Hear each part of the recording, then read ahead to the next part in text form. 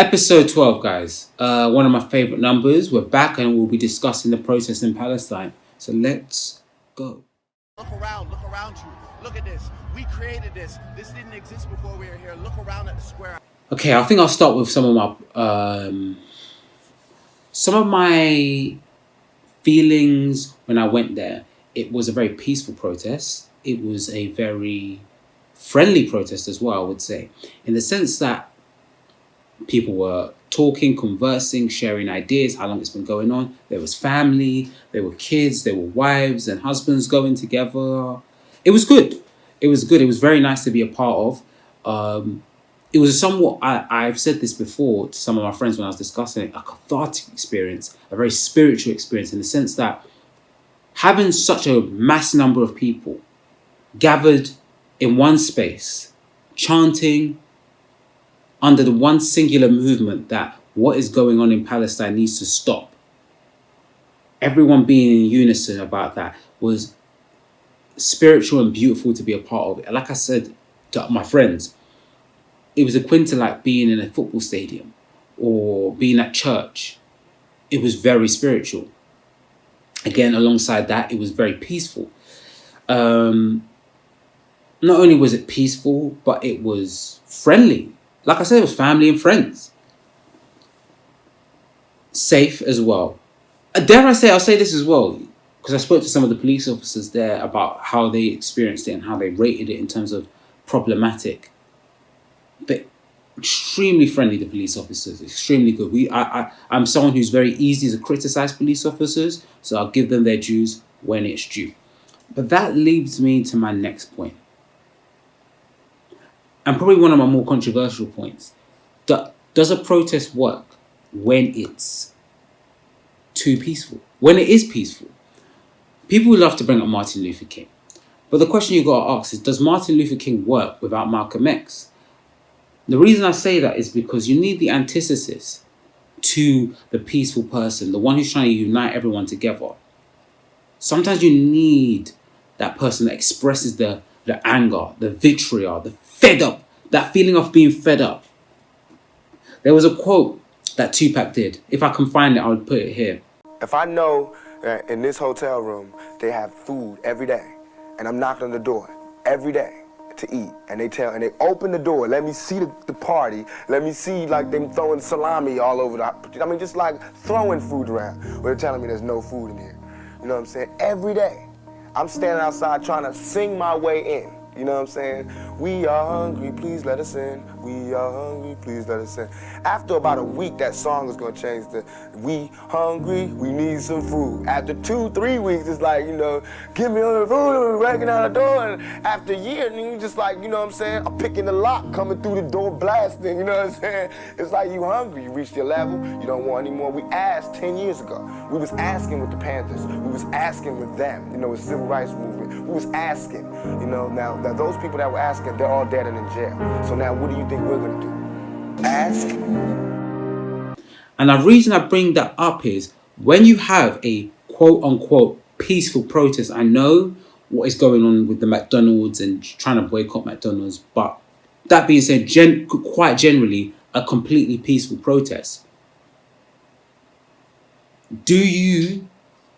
Are you in danger of minimizing your movement? Because does a protest inherently need to be disruptive?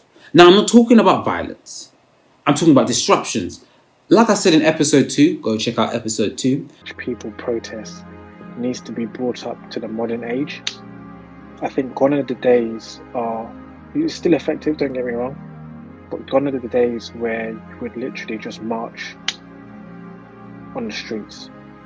Obviously it shows solidarity, it shows numbers, it shows people coming together, but we're now in a digital age, we're now in a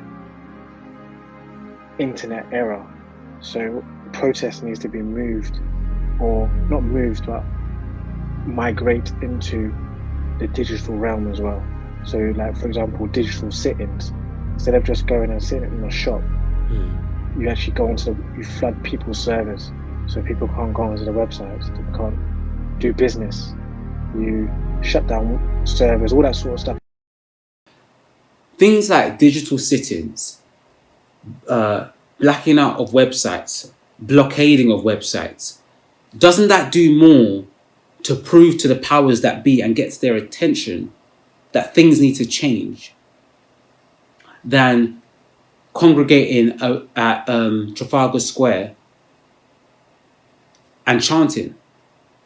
Like, I was a little bit uncomfortable because it feels like I'm minimizing what's going on in Palestine by describing it as being like it being in a stadium.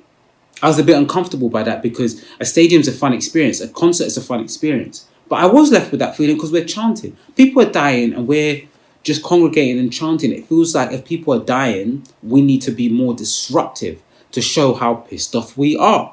I'm not saying hurting anyone, looting, no. Rioting, no. But some sort of disruption, some sort of act that registers that we're pissed off. I know we are in a civilized country. I know we're in a first world country, but that doesn't avoid the emotion of frustration and pissed off and fed up. I bring that up again to say this because, like I said in my other episode, where I genuinely don't feel well equipped enough to discuss the Palestine issue, is because of how long it's been going on.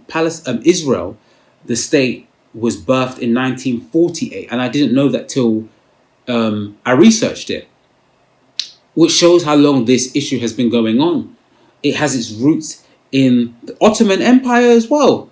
I learned a lot about the Ottoman Empire, which was fun, but that's how far back this goes.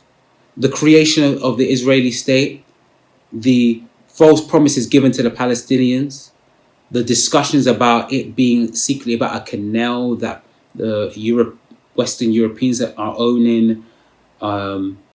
We've all been getting played. My mind is blown.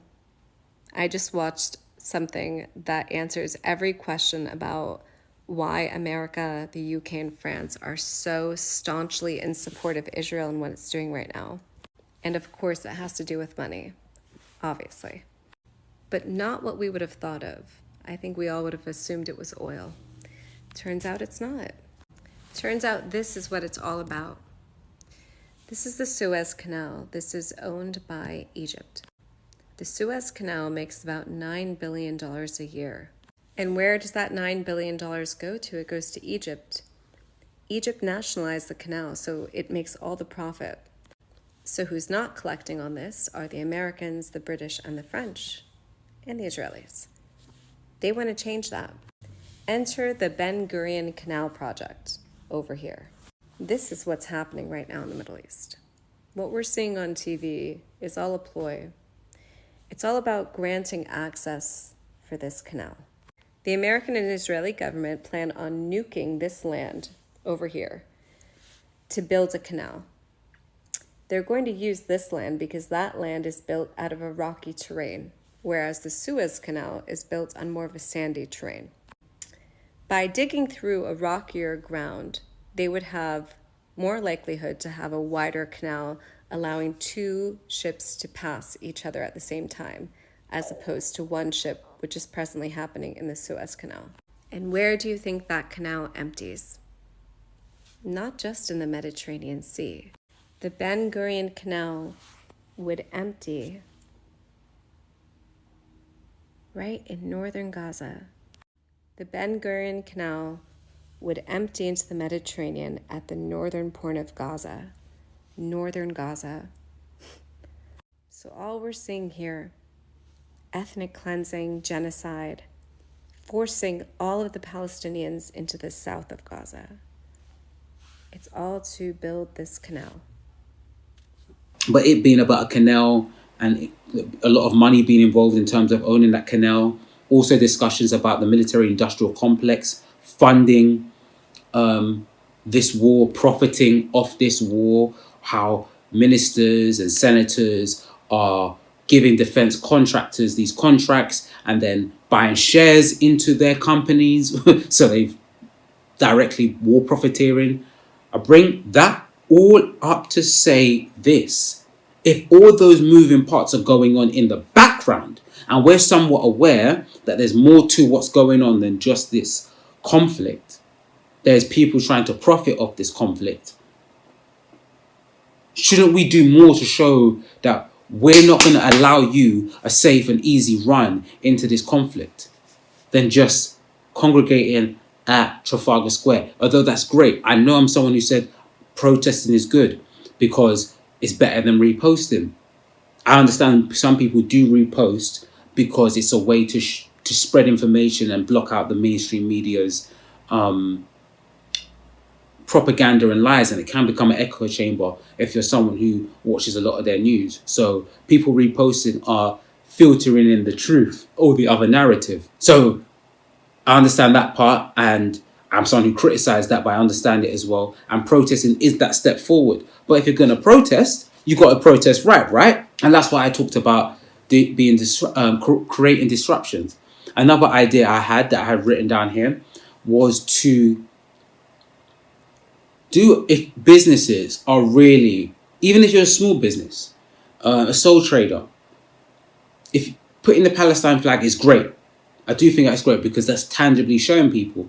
But maybe in unison creating a movement where everyone takes a day off work, says we're not working today, and businesses who are genuinely behind Palestine say, you fill out and say you're going to be at the protest, send us a picture of you in the protest, and then there's like this agreement, kind of like you have with teachers where they have where teachers have strikes. You kind of have a strike but against the government, and say you're not working this day or these 2 days until there's a ceasefire, or in protest for the ceasefire, where you're causing some disruption. People are going to be pissed off. Disruptive behavior will piss people off. So be it. People dying is worse. People dying is worse. We need to create some sort of fever pitch, some sort of momentum. These protests, although they are the step in the right direction, to me, they feel a little bit empty. It feels a little bit empty. And I go further to say that not only does it feel empty, it also makes me feel that the mainstream media have achieved its goal. Because although they can't completely wipe out your thought process, I do believe George Orwell spoke about this, the think police that the mainstream media do, where they control the way you think. People feel that it's uncouth, uncivilized to protest in a disruptive manner. You're looked at as bad as them. Now, no one's telling you to kill or harm people, because that will make you no better than the people that you're protesting. But you've been made you've been made to put under this mind control spell, where if you protest in a disruptive manner for oppression and killing, you are made to feel like an other, like someone who's reprehensible, someone who is uncouth. And that's why I push back. That's why I say the things about what I say about the reposting. It's because can we not see that the way in which we react and respond to these conflicts is in a pacified manner?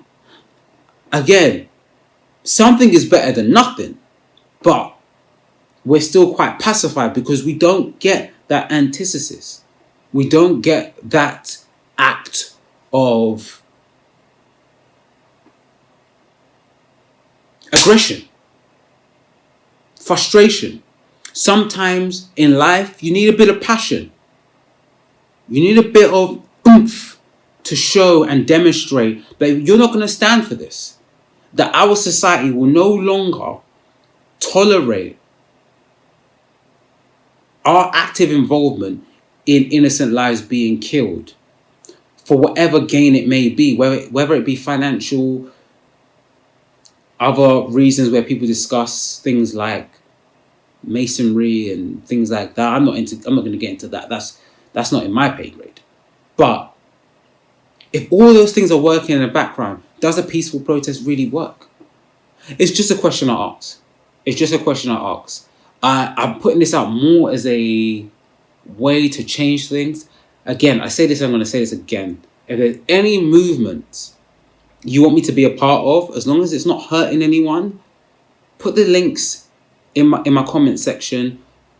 DM me the links, send them to me.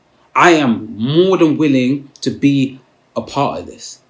I'm here to put my words and my actions together. Let me reword that. I'm ready to put my mouth where my actions should be. I don't know what I'm saying.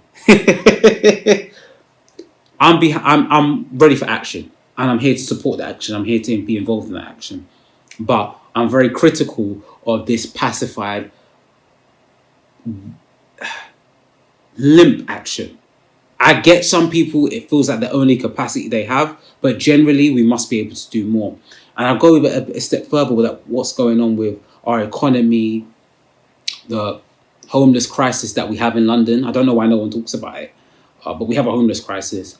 I believe making a big stand for Palestine in this moment will also, we can inherently make another stand for what the hell is going on in our economy. We can't really sit around and just act like things are cool and they're going to fix themselves. Yes, there seems to be this kind of, we just accept this new general new norm and we can get on with things. But if we really want change, we need to make things uncomfortable for people. Setting boundaries, setting change is uncomfortable, and it's time that we do that. It's time that we make those movements. Thank you, guys. This is a short episode than usual. Next week we'll be back to it's not a super long one, but longer. And I hope you enjoy it. Spread this information. Share it with your friends, your family, your loved ones. Like, share, and subscribe. Leave a comment, give feedback. I love you all for watching. I love you all for being a part of this journey. Thank you so much from the bottom of my heart. I'll see you next week. Saying